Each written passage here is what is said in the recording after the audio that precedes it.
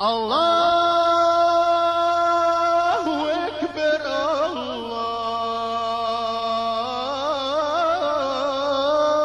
Ekber.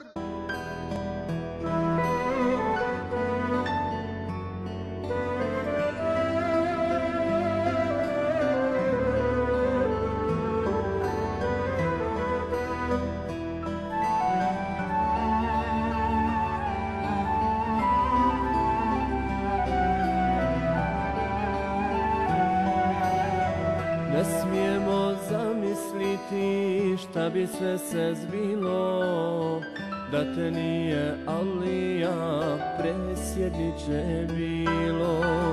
Lijepe naše Bosne nestalo bi tada, a mi njeni Bosanci gdje bi bili sada.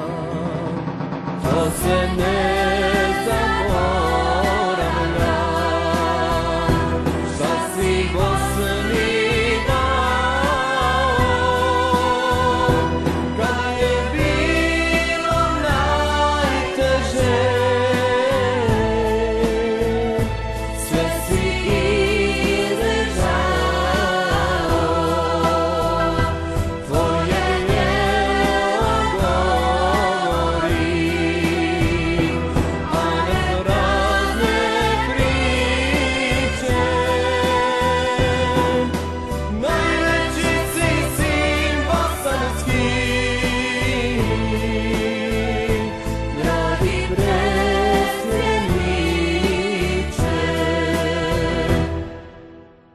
Šta smo drugo mogli da ne damo svoje, i slušamo predsjedniče mudre riječi tvoje.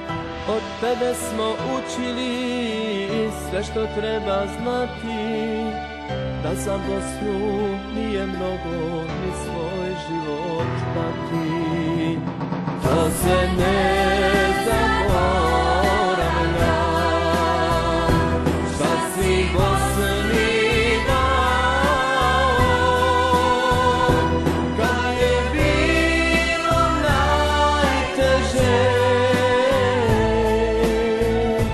sve si izdržao. Tvoje djelo govori, a ne razne priče. Najveći si sin bosanski, dragi predsjedniče.